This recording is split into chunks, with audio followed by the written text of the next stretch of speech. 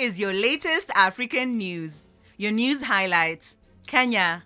William Ruto wins Kenyan presidential poll.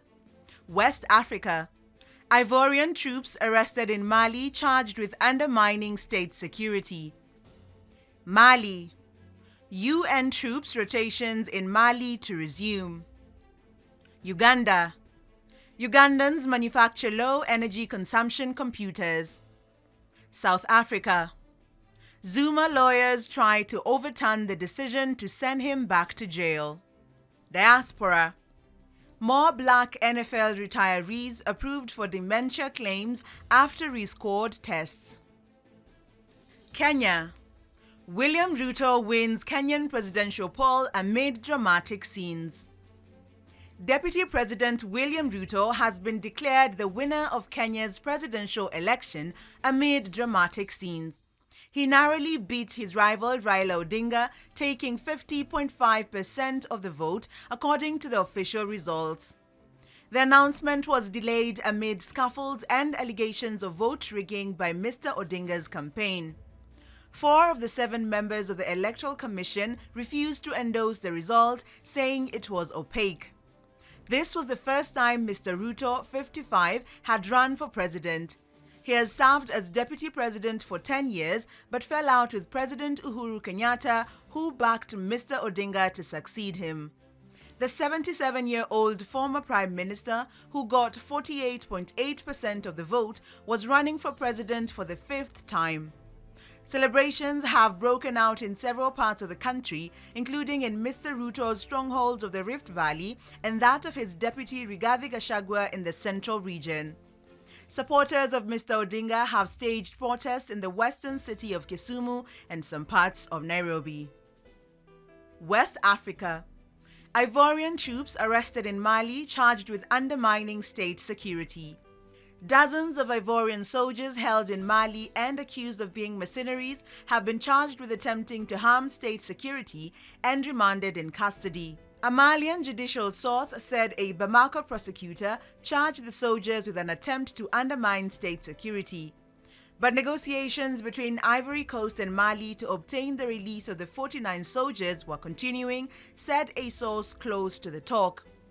They have already been detained for more than a month. Ivory Coast has denied the accusation and demanded the troops be released, saying they were reinforcements to the UN peacekeeping mission in Mali, MINUSMA. The arrest of the soldiers after their arrival in Bamako airport on July 10th has sparked a diplomatic crisis between military-ruled Mali and its West African neighbor. Diplomatic sources close to the talks say Mali is demanding that Ivory Coast acknowledge its responsibility in the affair and express its regrets for the deployment of the soldiers. Bamako also wants Abidjan to hand over people who have been on its territory since 2013 who are wanted in Mali, said the sources. Ivory Coast has rejected both demands and is preparing for extended negotiations to free its men, they added. Mali. UN troop rotations in Mali to resume. The United Nations mission in Mali, UNMIS, which has been suspended for the past month, resumed troop rotations on August 15th with a new approval mechanism amid diplomatic tensions between Bamako and its partners. MINUSMA agreed to the new procedures and communicated them to all countries contributing troops. There will be no exception, Foreign Minister Abdoulaye Diop said after the Sahel state suspended the rotations last month for national security reasons. The July 14th suspension of rotations came 4 days after Mali arrested 49 Ivorian soldiers it later described as mercenaries intent on toppling the country's military-led government. Ivory Coast said the troops had been sent to provide backup to MINUSMA. The peacekeeping mission acknowledged there had been what it called dysfunctions in deploying the Ivorian troops. Former MINUSMA spokesperson Oliver Salgado was expelled from the country for publishing what the authorities deemed unacceptable information on Twitter following the arrest. MINUSMA, the United Nations multidimensional integrated stabilization mission in Mali, was launched in 2013 to help the country fight jihadi campaign. It is one of the UN's biggest peacekeeping operations with 17,609 troops, police, civilians, and volunteers deployed as of April. The military government has turned away from France and towards Russia in its fight against the jihadi insurgency, with France having pulled out the last of its military equipment from the country. Uganda. Ugandans manufacture low-energy consumption computers.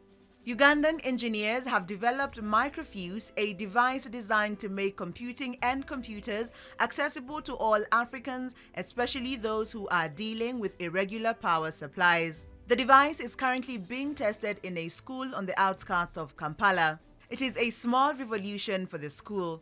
The stick computers prove to be much cheaper than traditional computers and also consume much less energy. This is a great alternative for many of the staff.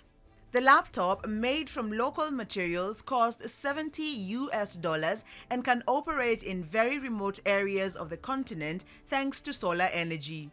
The computer market in Uganda is in limbo. According to the National Bureau of Statistics, only 2% of Ugandans currently have access to a computer.